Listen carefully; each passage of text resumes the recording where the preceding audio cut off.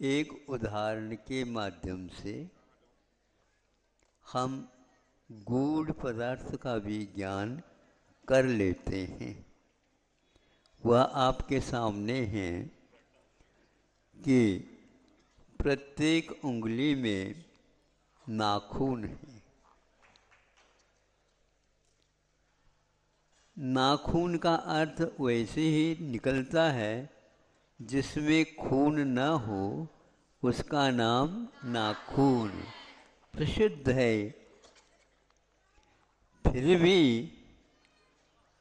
चिकित्सा करने वाले वैद्य लोग, डॉक्टर लोग, पुराने हो नए हो आज के बने हो, बहुत दिन उनकी सेवा है, ऐसे कोई भी हो, नाखून को देख करके ही खून है क्या नहीं जांच कर दिया जाता है।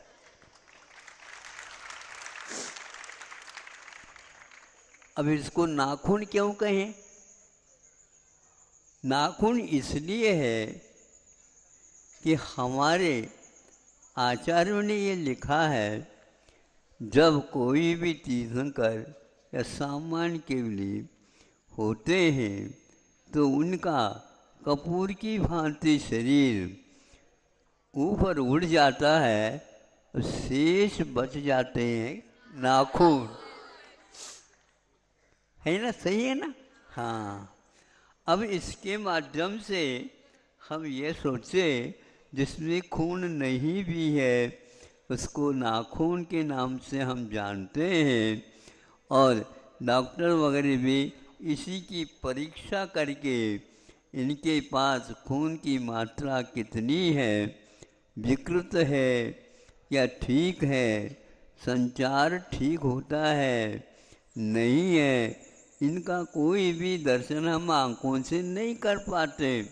फिर भी ज्ञान तो सही सही हमें उपलब्ध होता है।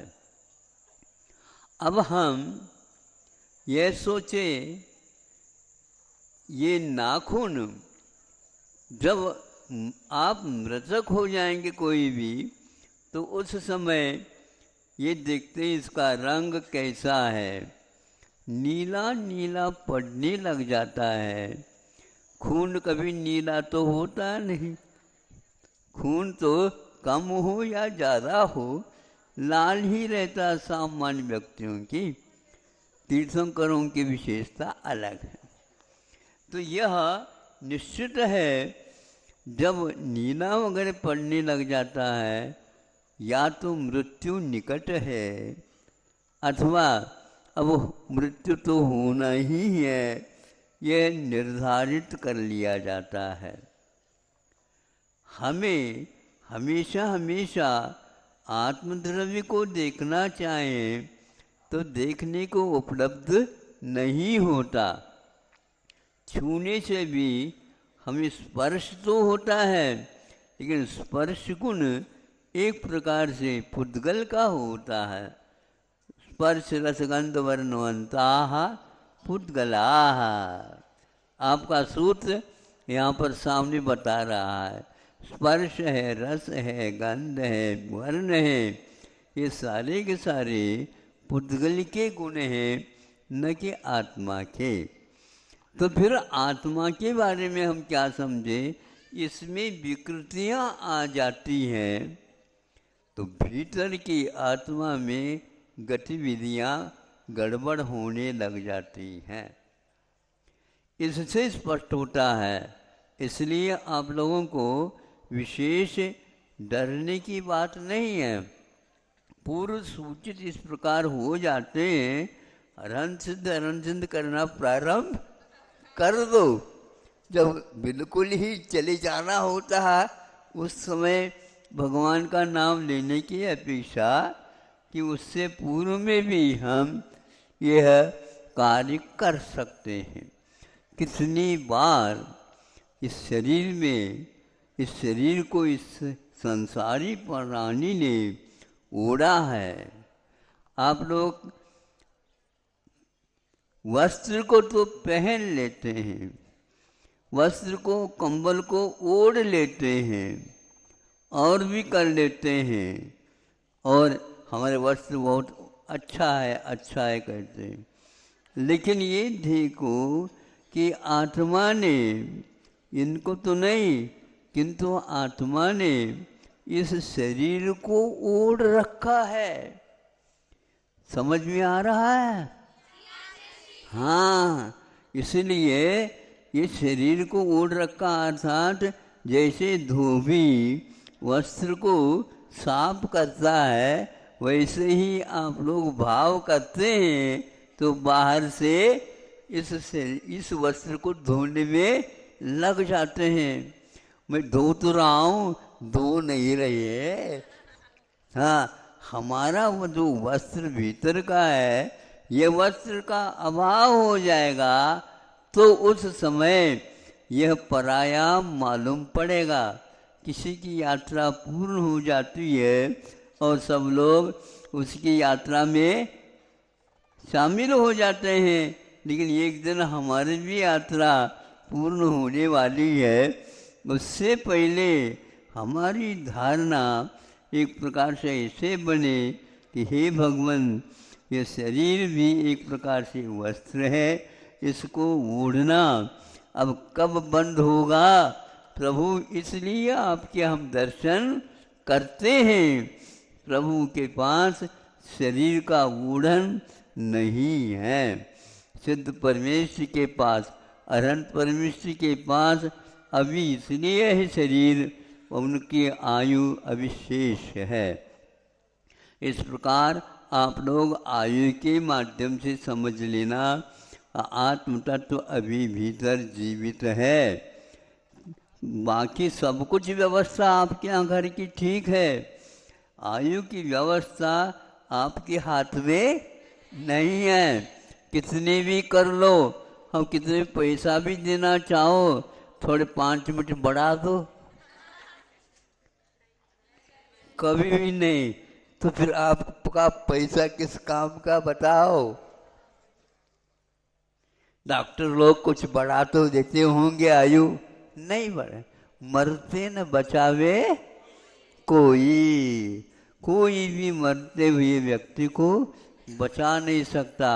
इसलिए सब लोगों को ये ध्यान रखना चाहिए, आयु पूर्ण होता है तो उसी समय इसका मरण होता है और पुनः शरीर को धारण करने के लिए गति से गत्यंतर चला जाता है। इस रहस्य को हम 10 मिनट में समझ करके दूसरे को भी समझा सकते हैं ना। पहले प्रशिक्षण ले लो, पहले समझ लो आप, फिर दूसरों को भी उसके समझाने के लिए प्रशिक्षक को कह दो, तो ये कम से कम 10 व्यक्ति को तो आपको समझाना होगा। इस प्रकार यदि आपके माध्यम से, इसलिए मैं समझता हूँ आप लोग समझाने में बहुत होशियार हैं। तो समझाने का अर्थ ये होता है पहले समझ ले फिर बाद में समझा ले। तो इसलिए जो समझने वाला व्यक्ति थोड़े से परोपकार की ओर जा कर के दूसरों को समझा देगा, 10 संख्या और हो गई। वे 10 एक 10 करेंगे तो कितने हो गए? 100। फिर 100 यदि मान लो 10 को करने के तो कितने होंगे? हाँ, तो इस प्रकार बहुत जल्दी जल्दी जमानत में हमारी क्षमता संख्या ज़्यादा हो जाएगी। फिर इसको इसलिए समझाया जा रहा है, प्राय करके मृत्यु के नाम सुनते ही सब लोग कपने लग जाते हैं, किंतु हमारे भगवान को देख करके मृत्यु कपती है। नहीं समझे? हाँ, और जब हमारे भगवान को देख करके मृत्यु कपती है तो वह हम भगवान के शिष्य या भक्त बने हैं, हम क्यों कपे? हम निष्कंप बने रहें और जब तक आयु कर्म है तब तक ये बात जो हमने संक्षेप से बताया है तो वह हो जाएगा। सर्दी में बैठते थे तो कपकपी आ रही थी। इस हमने सोचा है इन लोगों को छाया में बिठा देंगे। हमने बहाना बताया कि हम इस ओर मुख कर लेंगे, प्रतिजन तो इधर मुख करता था, ये लोग इधर न करके इधर कर ले और हमारे यहाँ पर तकत लगा दूँ। इन लोगों ने बहुत अच्छा काम किया, सब लोगों को वह गर्मी आ गई। प्रशिक्षण सुनने का सौभाग्य भी मिला और आगे के लिए आप परोपकार करना ये सबसे बड़ा धर्म है, ऐसा आचार्यों ने भगवान की वाणी को सुन करके ही लिखा है। हमारा भी कर्तव्य है, उसके द्वारा हमारा सिद्धांत, हमारा संकल्प दृढ़ हुआ है, उसको दूसरे को भी दे देना चाहिए। इस प्रकार प्रशिक्षकों की संख्या और प्रशिक्षकों की संख्या बढ़ती चली जाए, प्रभु से ये प्रार्थना है। अहिंसा परमो धर्म की।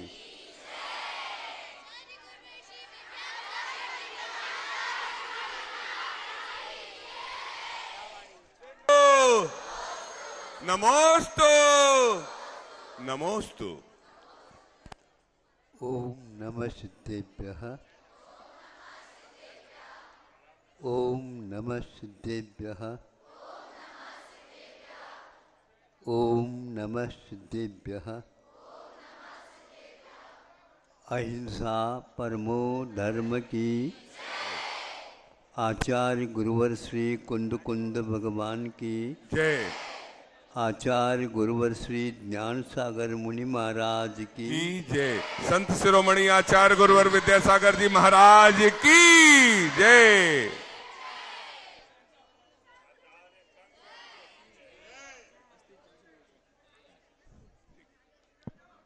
एक उदाहरण के माध्यम से हम गूढ़ पदार्थ का भी ज्ञान कर लेते हैं।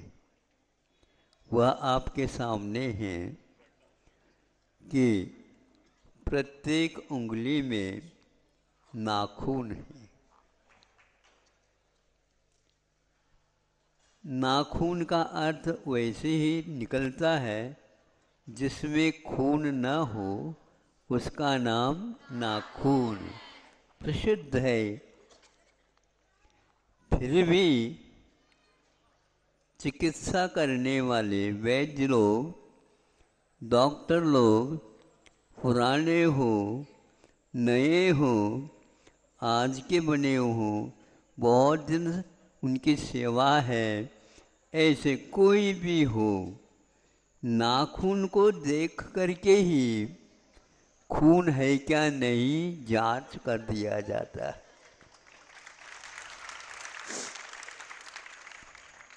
अब इसको नाखून क्यों कहें? नाखून इसलिए है कि हमारे आचार्यों ने ये लिखा है, जब कोई भी तीर्थंकर या सामान्य केवली होते हैं तो उनका कपूर की भांति शरीर ऊपर उड़ जाता है, शेष बच जाते हैं नाखून। है ना? सही है ना? हाँ। अब इसके माध्यम से हम ये सोचे जिसमें खून नहीं भी है उसको नाखून के नाम से हम जानते हैं, और डॉक्टर वगैरह भी इसी की परीक्षा करके इनके पास खून की मात्रा कितनी है, विकृत है या ठीक है, संचार ठीक होता है नहीं है, इनका कोई भी दर्शन हम आँखों से नहीं कर पाते, फिर भी ज्ञान तो सही सही हमें उपलब्ध होता है। अब हम ये सोचे, ये नाखून जब आप मृतक हो जाएंगे कोई भी, तो उस समय ये देखते इसका रंग कैसा है, नीला नीला पड़ने लग जाता है, खून कभी नीला तो होता नहीं। खून तो कम हो या ज़्यादा हो, लाल ही रहता सामान्य व्यक्तियों की। तीर्थंकरों की विशेषता अलग है। तो यह निश्चित है, जब नीला वगैरह पड़ने लग जाता है, या तो मृत्यु निकट है, अथवा अब मृत्यु तो होना ही है, यह निर्धारित कर लिया जाता है। हमें हमेशा हमेशा आत्मद्रव्य को देखना चाहें तो देखने को उपलब्ध नहीं होता। छूने से भी हमें स्पर्श तो होता है, लेकिन स्पर्श गुण एक प्रकार से पुद्गल का होता है। स्पर्श रसगंध वर्णवंताः पुद्गलाः। आपका सूत्र यहाँ पर सामने बता रहा है। स्पर्श है, रस है, गंध है, वर्ण है, ये सारे के सारे पुद्गल के गुण हैं, न कि आत्मा के। तो फिर आत्मा के बारे में हम क्या समझें? इसमें विकृतियाँ आ जाती हैं, तो भीतर की आत्मा में गतिविधियाँ गड़बड़ होने लग जाती हैं। इससे स्पष्ट होता है। इसलिए आप लोगों को विशेष डरने की बात नहीं है। पूर्व सूचित इस प्रकार हो जाते हैं, अरण सिद्ध करना प्रारंभ कर दो। जब बिल्कुल ही चले जाना होता है, उस समय भगवान का नाम लेने की अपेक्षा कि उससे पूर्व में भी हम यह कार्य कर सकते हैं। कितनी बार इस शरीर में, इस शरीर को इस संसारी प्राणी ने ओढ़ा है। आप लोग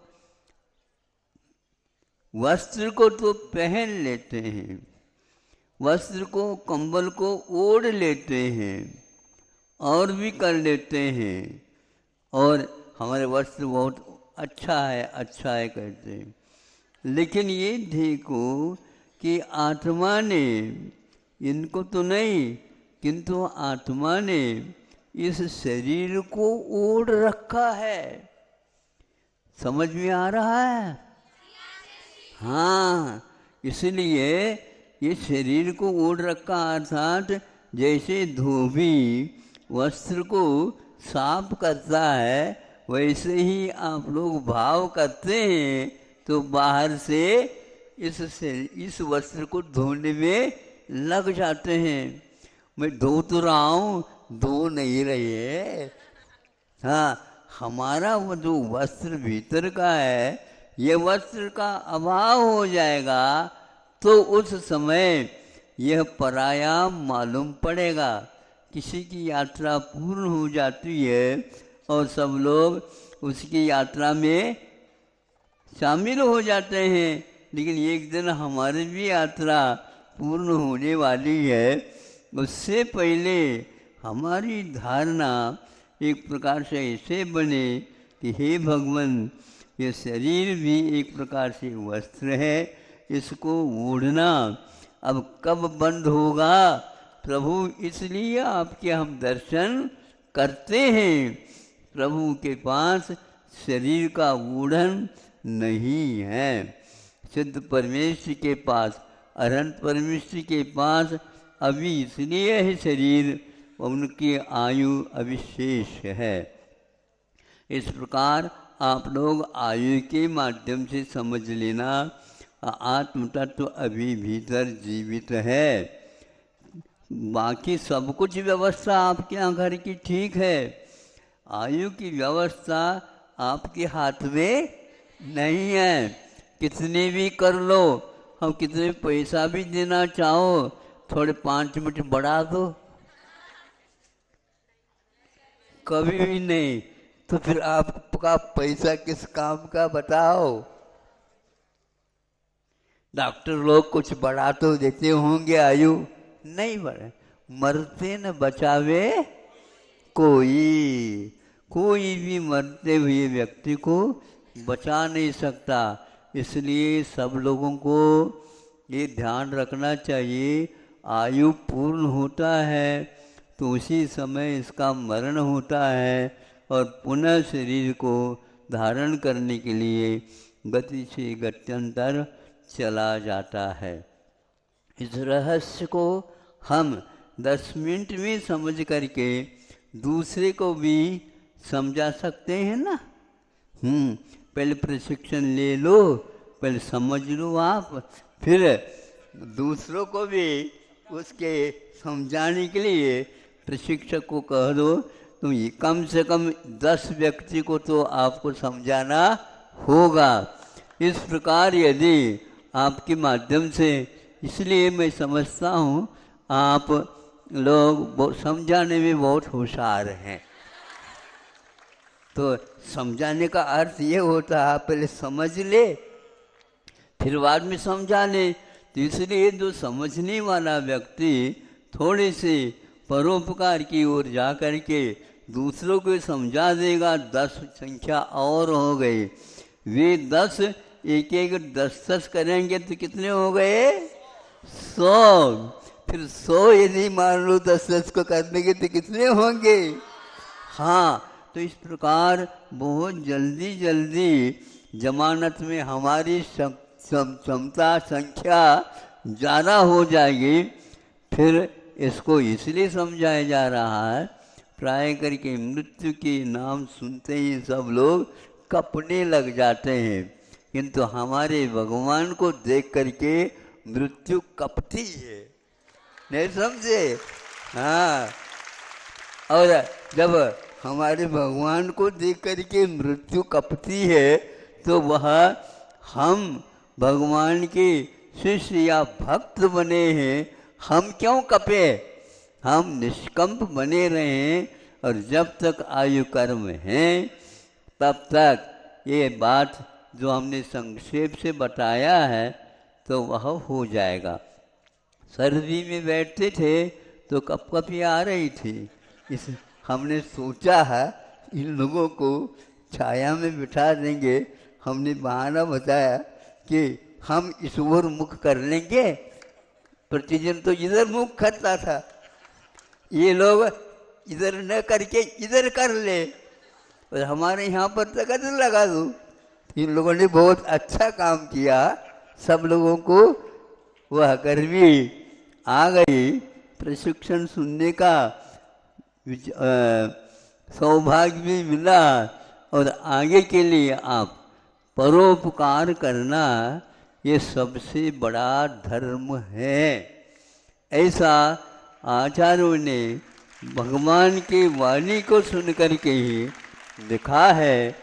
हमारा भी कर्तव्य है, उसके द्वारा हमारा सिद्धांत, हमारा संकल्प दृढ़ हुआ है, उसको दूसरे को भी दे देना चाहिए। इस प्रकार प्रशिक्षकों की संख्या और प्रशिक्षकों की संख्या बढ़ती चली जाए, प्रभु से ये प्रार्थना है। अहिंसा परमो धर्म की।